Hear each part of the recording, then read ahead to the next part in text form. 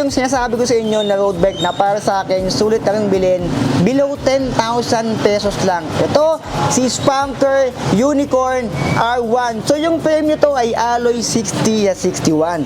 Yung frame na binabudget natin ay size 47. Yung kanyang effective top tube dyan, ang size ay 51. Yung kanyang stand over height naman ay 720mm. And yung kanyang reach ay 420mm.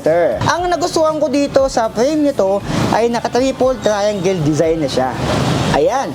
So ito yung mga latest na ginagawa ngayon sa mga MTB, sa mga road bike, mga naka-triple triangle design, mas matibay yan, mas magandang i-ride. And yung kanyang internal cable routing, tignan nyo naman, naka-full internal cable na siya sa left side ng down tube and right side sa top tube. Naka-internal na rin. Ayan siya. And naka-rim brake to. Yung head tube nito ay straight. Ayan yung logo ng Spanker.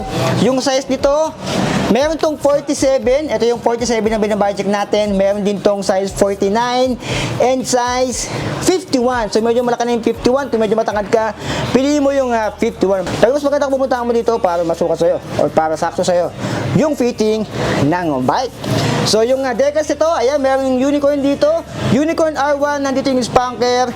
Glossy type. Glossy type, nandito yung yellow and red. So yun yung mga kulay-kulay niya dito. Yung FD naman ito ay Senza Reflex and naka-brace on na rin siya dito. Dumaan sa ilalim. Ayan, yung ano naman ito. Ito ay nakatubay syempre. 38 teeth. 160mm square taper nga lang siya dito. Dito naman, yung chain na ginamit sa kanya, i-stack lang yan. Ayan, letter S dyan, Superman. Yung RD naman niya, kung Senza Reflex yung FD, Senza Reflex din syempre, yung kanyang RD. Ayan, Senza Reflex. Ito, hindi pa to nakakaset. Naka-thread type pa siya. So, reasonable naman, below 10,000 pesos. Bira ko makita ng road bike na nakakaset na rin. Ito ay ginamit 8-speed, 32 teeth yung ginamit dito. Yung hubs naman ito ay bakal pa. Ayan. Dito, sa kanyang rims, double wall alloy na, hindi siya naka-presta valve. G-Lure, yung kanyang gulong.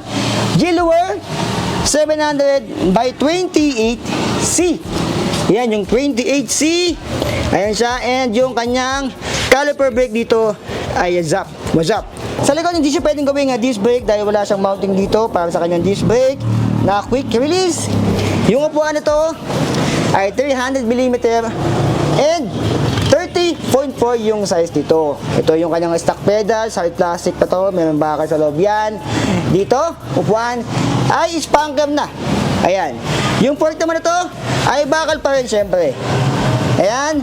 Yung wheel sa unahan, same sa likod. Spokes, isa 32 and double wall alloy 700 by 28C. Hindi pa siya naka-press sa valve. Sa harap ay ZAP din yung ginamit. Dito, 90mm stem, alloy na.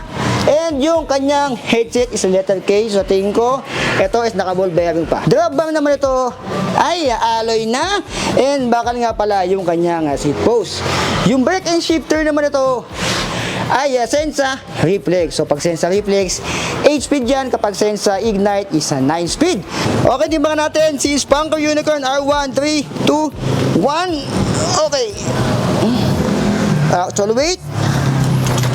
Actual weight niya, ayan, 12 kg lang siya. Ayan yung 10, 11, 12. So 12 kg lang si Spanker Unicorn R1. Okay, yung timbang 12 kg lang si Spanker Unicorn R1. Madami pang bakal yan, ha. Bakal yung kanyang fork, bakal yung kanyang hubs. And syempre hindi pa ito nakakaset, pero 12 kg lang siya. Ang presyo nito, bago natin makalimutan, eto na. Ang presyo nito, SRP ay 10,000 pesos. Marami na yung previous na kasama. Ito naman, 9,700. Meron na yung kasamang helmet.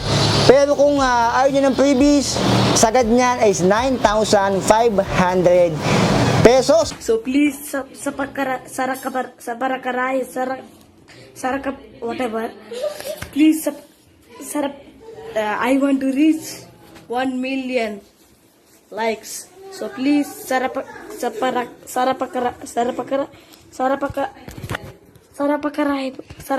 Yes. Okay, thank you.